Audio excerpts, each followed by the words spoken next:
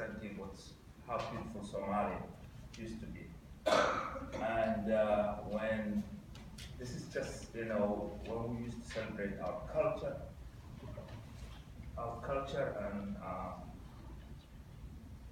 and everything. So Civil War broke up in 1990, and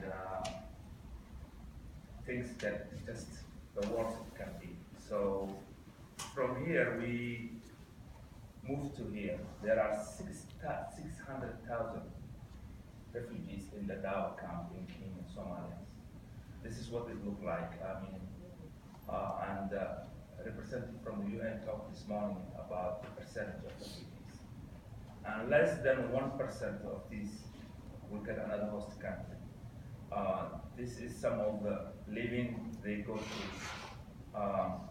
So these are the faces of refugees. The problem is there is no quick fix solution for this problem. And we are trying to bring these people who went through trauma, lost everything, lost their homes. Then they are hosted in unstable countries such as Kenya and other third world countries who themselves do not respect human rights. So in this refugee camp, you will see in the camp rape, killing, political,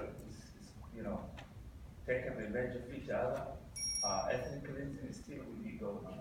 Even in the camp, these refugees are not safe, most of them. They will have no food, no water, and so that's the picture you have when you flee your country and become a refugee. It's not the best thing anybody wants to go through. So we decided when we come here, I'm speaking on behalf of refugees as an ethnic community, how we organize ourselves when we come here, those who are likely to come here and help each other. So we created Somali American Center. Our job is not to duplicate what other resettlement agencies do. We are here to,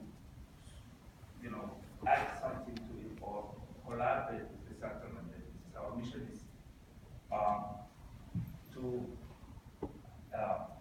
help integrate refugees into the streamline of the U.S. through various programs. And some of the things we do is education, health, and advocacy. So the center helps refugees to come and identify themselves where they cannot seek help from other places. We set up an environment where they can come and say, this is my place, I can talk to you, I can get better things from what I might not be able to get the other organizations, or the other organizations may be limited to give things that, or maybe you understand me better because I speak the same language, you know where you're coming. So that's the reason we started the Somali American Center. The refugees can identify themselves. Some of the things we do is we help citizenship, we help with housing, domestic referrals, and other things. One of the success things we have is our women's leadership and what we have mentoring program. The mentorship program we have is we have a set of women who have been here before, and what they do is they go voluntarily 8 hours, 10 hours a week to the refugees who are just arrived, and they help them clean their houses. They help them say, this is how it worked for me. This is what I do here. This is what you need to do. So they become mentors and help the women do stuff like that. So one of the major problems we have in the refugees, I have 5 is that there's a lot of problems in mental health. People have suffered. I mean, the head is just an eggshell. It's thick at the top, but it's very soft at the bottom. When you bombard with all these problems and all these things, people give up, and there's a trauma. They lost their family, they lost a lot of people. So majority of us come here with trauma, with a lot of other problems, mental health. And also, there are also cultural, we're asking these refugees in a short period of time to integrate. It's like resettlement, adjustment, and integration. And that's very difficult to do. It's adjustment. The adjustment is only, every refugee gets 950. The minute he comes from the airport, the government is giving you 950 and then you are on your own. 950. Services are last up to 8 months. Medicaid lasts up to 8 months. After 8 months, you are on your own. So, and the United Percentage say today, we are bringing the most vulnerable of the most of them. So, which are women and children are coming here. And most of them spend 20 years at the camp. In the Bhutanese community, we have suicide. People who are committing suicide, they're saying, this is too much for me, I cannot do it. I mean, not only the problem is where they were, when they come here, they see they cannot pay their rent. Even if they work, 90% of their salary goes to rent. No public housing, no other assistance. Culturally, it's hard for them to fit here because, the school system is not set up for them to help their children. Even they come, some of them here to help their children. It's very hard. So, then also there are other cultures about our women in Somalia and Africa. As you know, there's culture of female genital mutilation.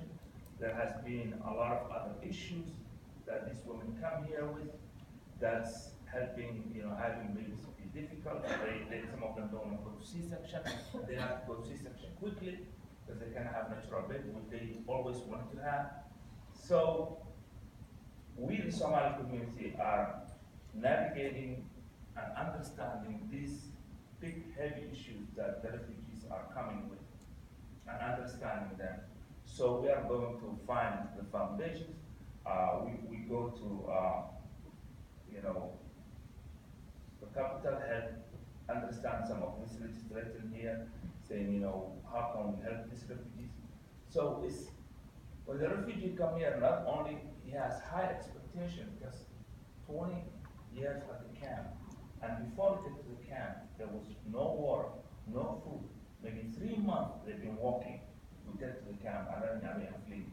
And then when they come to the camp, there will be a very harsh host country such as Kenya, other neighboring countries, or Ethiopia, who themselves are not protecting their own citizens' human rights.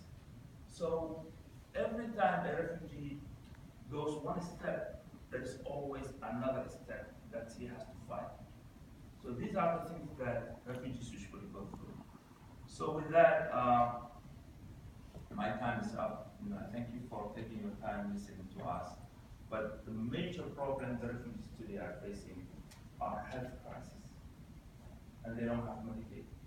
And they don't get quickly the help they need because the government is not investing a lot of money on mental health issues. In general, the refugees suffer even more. Thank you very much.